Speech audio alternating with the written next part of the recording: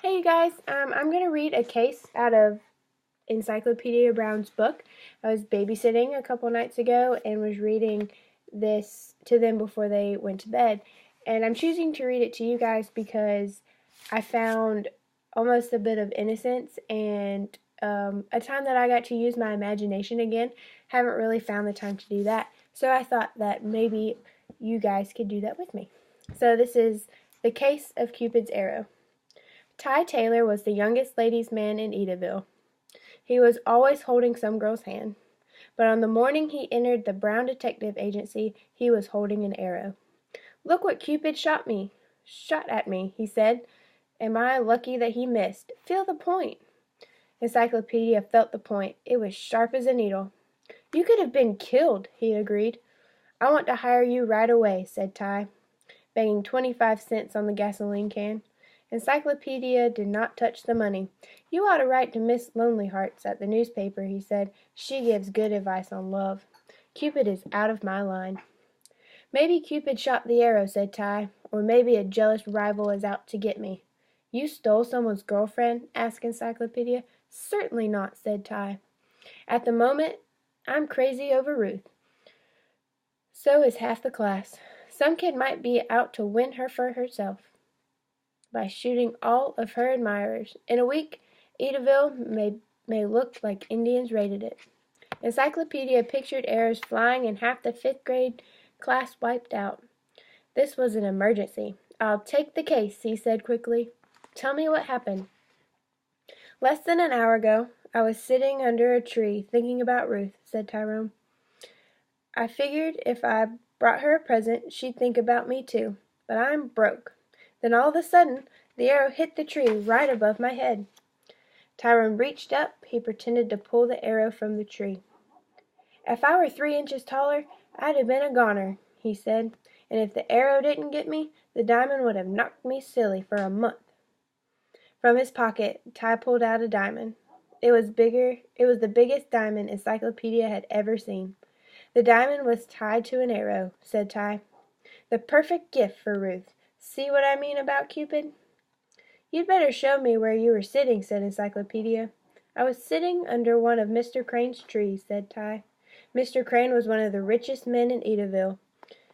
As the two boys came within sight of the big house, Ty stopped cold. "Police!" he yelled. 3 police cars were parked near the house. Policemen were walking about, searching the grounds. "I don't want to get mixed up with the police," Ty said. "I'm really not a lover at heart. I'm a coward." He shoved the arrow and the diamond into Encyclopedia's hands and fled. The next instant Encyclopedia heard his father calling. "I'm glad to see you, Leroy," Chief Brown said quietly. "We've got a bit of a mystery here." Then he told Encyclopedia about the events of the morning at Mr. Crane's house. Mr. Crane owned the Greenwood diamond, one of the largest and most valuable diamonds in the world. About an hour ago, he had been alone in the house. He heard someone force open the window. Fearing a thief, Mr. Crane raced to his study. He removed the diamond from his glass shadow case. Then he took down a bow and arrow which hung on the wall. He tied the diamond to the arrow and ran back downstairs. Halfway up the narrow flight of stairs was a landing with a window. Mr. Crane opened the window, fitted the arrow to the bow, and waited. Soon a masked man appeared at the bottom of the staircase. He realized how Mr. Crane intended to keep the diamond for him. He ran up the stairs, but he was too late. Mr. Crane had already fired the arrow with the diamond out the window. Enraged, the masked man beat Mr. Crane with his fists before escaping. "Mr. Crane is in the hospital. Luckily, he's not seriously hurt," said Chief Brown. "He thinks the thief may have been Mr. Holt. For 2 years Mr. Holt has tried to buy the diamond, and recently he had become ugly and threatening."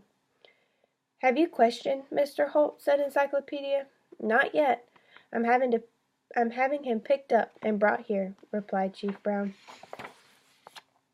"The trouble is that the thief, Mr. Holt, or whoever he is, found the diamond." "No, he didn't," said Encyclopedia. "Ty Taylor found it. He brought the arrow and the diamond from behind his back and explained about Tyrone.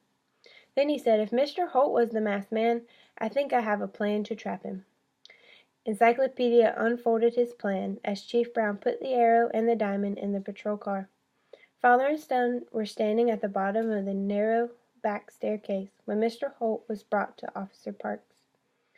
"What's the meaning of this?" demanded Mr. Holt.